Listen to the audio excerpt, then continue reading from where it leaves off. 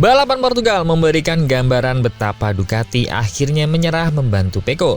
Bahkan Tardosi sendiri mengatakan bahwa Ducati sudah melakukan semuanya. Namun masalahnya ada pada sang pembalap. Hal itu seolah mengisyaratkan bahwa tidak ada lagi solusi yang bisa diharapkan untuk membuat Pecco kembali bersinar. Dan langsung muncullah hembusan bahwa Pecco sepertinya mempertimbangkan Aprilia untuk langkah selanjutnya. Melihat pabrikan itu kini bisa dibilang adalah penantang kuat MotoGP, bahkan satu-satunya motor yang bisa mengalahkan motor yang sangat disukai Pecco yaitu GP24. Dan juga ada Toprak yang akhirnya debut V4, sah dan terdokumentasi. Dan juga di Valencia, balapan terakhir MotoGP nanti akan menjadi ajang balapan bagi semua rider. Karena dua jagoan MotoGP akan comeback di sana. Mampukah kompetitif? Sudah siapkah 100%? Kita bahas.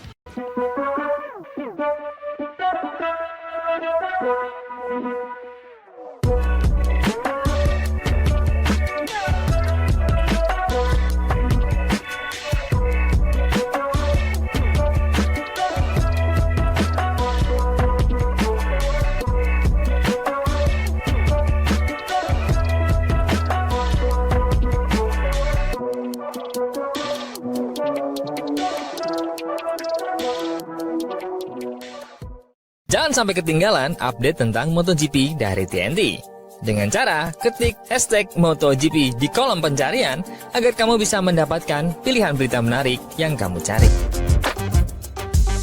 Musim 2025 meninggalkan luka mendalam bagi Ducati. Bagi Pecco Bagnaia, juara dunia 2 kali yang jadi simbol kejayaan merah Borgo Panigale, tahun ini terasa menjadi titik balik yang paling brutal dalam karirnya. Dominasi yang dulu kukuh kini runtuh, dan masa depan tiba-tiba terasa tak pasti. Desmosi di GP25 yang dikendarainya, motor yang di atas kertas hanyalah evolusi dari GP24, justru jadi mimpi buruk. Bagnaia tak pernah benar-benar bisa menaklukkannya. Sementara di sisi lain garasi, Marc Marquez, rekan tim barunya, justru menaklukkan mesin yang sama dengan gaya agresif khasnya dan mendominasi kejuaraan. Tak ada yang memprediksi keruntuhan seperti ini. Beberapa perubahan teknis di GP25 saja cukup untuk memutus ikatan kepercayaan antara Bagnaia dan motornya. Rasa nyamannya hilang. Sensasi yang biasanya dia kenali dari motor pun lenyap. Permintaan demi permintaan untuk penyesuaian tak juga membawa hasil, malah membuat hubungan Bagnaia dengan tim teknis Ducati semakin renggang. Ducati seperti biasanya tetap setia pada filosofi teknis mereka. Keputusan ada di tangan para insinyur, bukan pembalap. Dan kali ini, bahkan sang juara dunia pun tak bisa mengubah itu. Kontras dengan Marc Marquez terasa kejam. Pembalap Spanyol itu tanpa banyak keluhan langsung klik dengan GP25. Dan ketika dia menutup musim dengan gelar juara dunia di Motegi, seluruh spotlight berpindah ke arah motor nomor 93. Pecco pun mendadak kehilangan status anak emas di Ducati. Secara resmi, tim merah masih menyatakan kepercayaan penuh pada Pecco Bagnaia. Tapi di balik layar, sebuah ultimatum sudah diberikan. Jika paruh pertama musim 2026 tidak menunjukkan kebangkitan nyata, kontraknya setelah 2026 bisa saja tidak diperpanjang. Padahal pasar pembalap untuk 2026 diperkirakan akan mengguncang pedok. Uji coba pasca musim di Valencia bahkan bisa menjadi titik awal dari efek domino besar di bursa transfer. Rumor lama yang dulu terdengar mustahil kini mulai terasa masuk akal. Isu kepindahan Bagnaia ke Yamaha yang sempat dibantah awal tahun kini terdengar seperti ramalan yang tertunda. Tapi target yang paling logis justru mungkin bukan Yamaha, melainkan Aprilia. Jika Jorge Martin benar-benar meninggalkan Aprilia, mengingat hubungan mereka yang sudah retak karena drama kontrak dan cedera panjang, maka tempat kosong itu bisa menjadi sempurna untuk Bagnaia. Massimo Rivola, bos Aprilia Racing, diketahui mengagumi Pecco Bagnaia sejak lama. Dan dalam dunia MotoGP, yang lebih menghargai 1/10 detik daripada loyalitas, rekonsiliasi antara Aprilia dan Bagnaia bukan hal yang mustahil. Seperti yang dikutip oleh jurnalis Simon Peterson, motor Aprilia sekarang sudah cukup kompetitif. Kalau mereka kehilangan Jorge Martin, target mereka pasti Pecco Bagnaia atau Fabio Quartararo. Dan itu masuk akal. Aprilia kini sedang naik daun. RSGP25 terbukti kompetitif. Bahkan di beberapa sirkuit lebih cepat dari Ducati. Bagi Bagnaia, pindah ke tim Italia dengan pendekatan yang lebih fleksibel bisa menjadi jalan keluar dari tekanan dan kebuntuan Ducati. Sebuah awal baru untuk gaya balapnya. Ironisnya, Ducati tetap menyapu bersih semua gelar musim ini. Pembalap, konstruktor, dan juga tim. Tapi di balik piala-piala itu ada retakan besar. Kejatuhan Bagnaia menunjukkan sisi lain dari sistem Ducati. Efisien, kejam, tapi minim empati. Sistem yang menelan siapapun yang kehilangan kecepatan. Sementara itu, Marco Bezzecchi dan Aprilia terus berkembang dengan deretan podium dan performa solid. Bezzecchi jadi satu dari sedikit pembalap yang mampu menantang Marc Marquez sepanjang musim. Jika tren itu berlanjut di 2026 dan Bagnaia gagal menemukan kembali performanya, Aprilia bisa menjadi tempat pelindungan sekaligus titik kebangkitannya. Musim 2027 dengan regulasi baru mungkin akan mengubah peta lagi. Tapi bagi Pecco, pesannya jelas, masa tenang sudah berakhir. Di Ducati, era dominasi tunggal kini milik Marc Marquez. Dan bagi sang mantan juara, waktunya telah tiba untuk memilih bertahan dengan bayangan masa lalu atau menulis babak baru di tempat lainnya.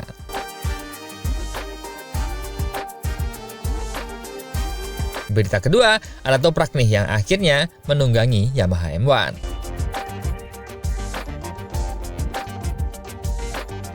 Toprak Razgatlioglu akhirnya resmi memulai petualangannya di MotoGP. Pembalap Turki yang dikenal dengan gaya ekstrim dan bakat luar biasa itu untuk pertama kalinya menunggangi Yamaha M1 V4, motor yang menandai awal era baru bagi Yamaha dan dirinya.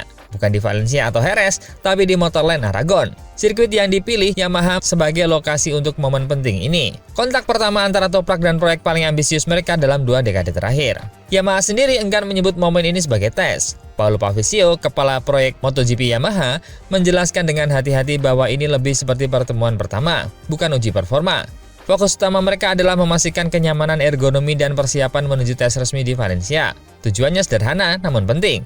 Ketika tiba di Valencia nanti, Toprak harus sudah benar-benar nyaman dengan posisi berkendara dan penyesuaian fisiknya, tanpa gangguan seperti yang pernah terjadi sebelumnya.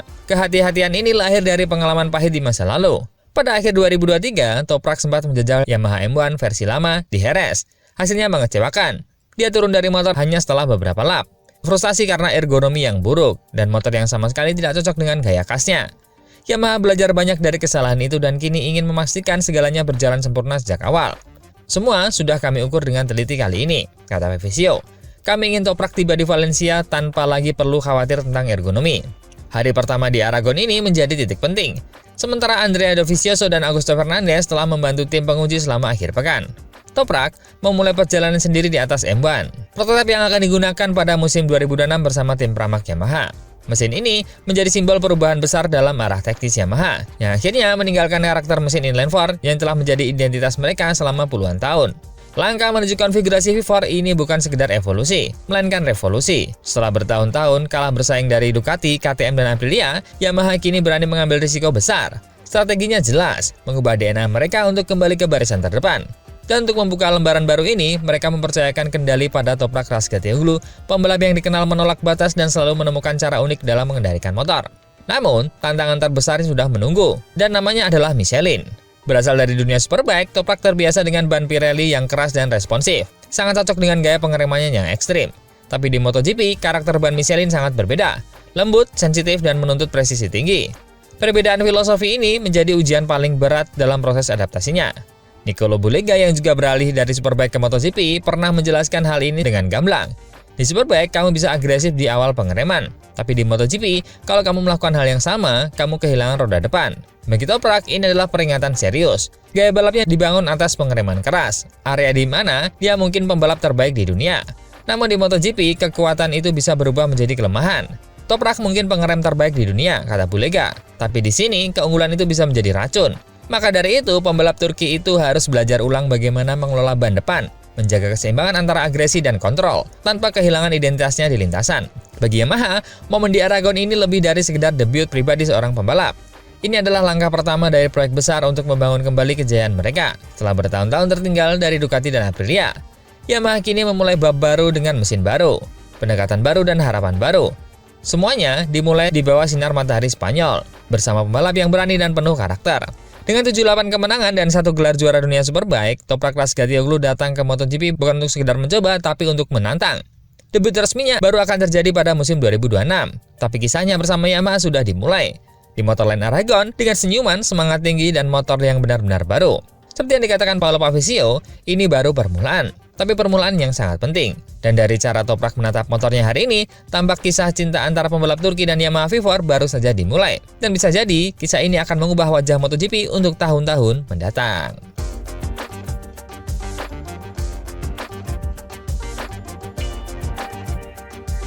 Berita ketiga, Valencia menjadi ajang comeback nih bagi Martin dan Vinales.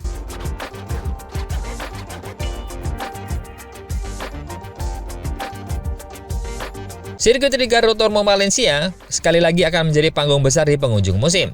Namun kali ini suasananya terasa berbeda. Tahun ini Valencia bukan sekedar balapan penutup kalender MotoGP 2025, melainkan arena comeback yang besar bagi dua nama besar yang sempat menghilang karena cedera dan tekanan, yaitu Jorge Martin dan Maverick Vinales. Dua pembalap Spanyol, dua kisah berbeda, tapi dengan satu tujuan yang sama, menutup musim dengan kepala tegak dan membuka kembali lembaran baru untuk masa depan.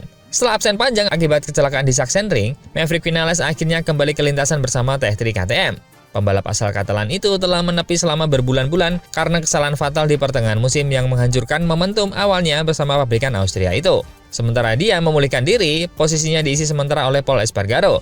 Tapi KTM telah memastikan bahwa Top Gun akan kembali ke RC16 untuk dua balapan terakhir musim ini, dan tes pasca musim akan digelar di Valencia pada hari Selasa berikutnya. Bos T3 Hervé Poncharal telah menegaskan sejak awal bahwa keputusan ini adalah hasil rencana yang matang bersama KTM. Kami ingin memberinya waktu ekstra untuk pulih sepenuhnya, ujar Poncharal. Tidak ada gunanya memaksakan comeback di Portugal.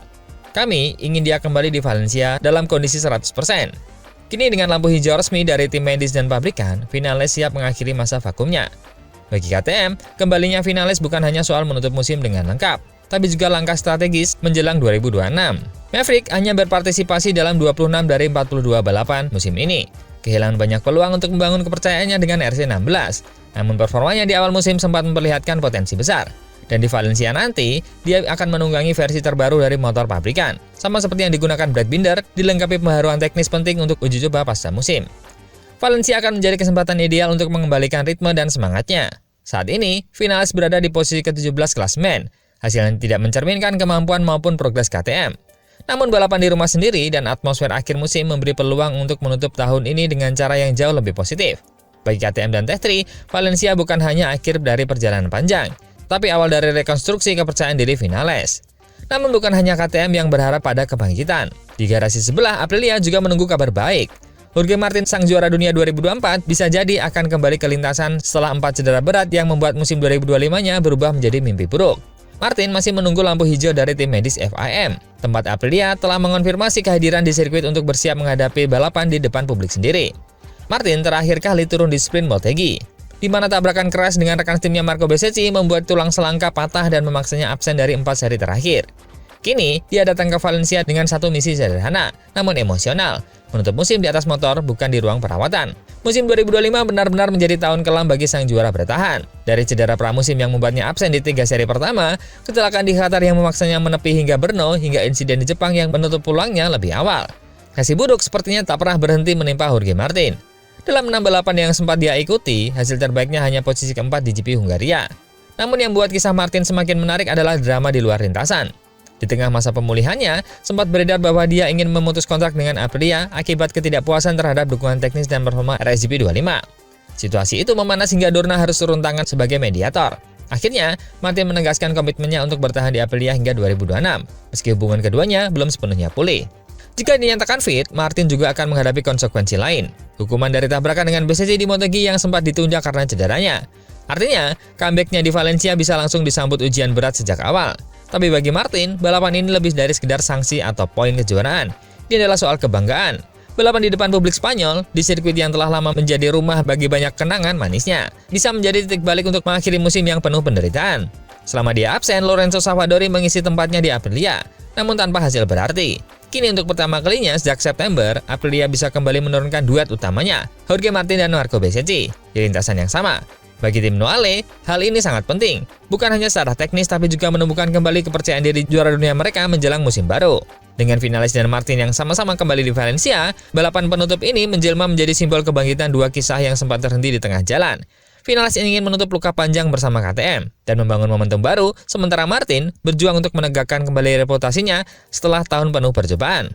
Sirkuit Ricardo Tormo dengan tribun padat dan atmosfer khas Spanyol yang membara akan menjadi saksi dari dua comeback penting, dua perjalanan menuju pemulihan yang bisa menjadi titik awal perubahan besar menuju musim 2026.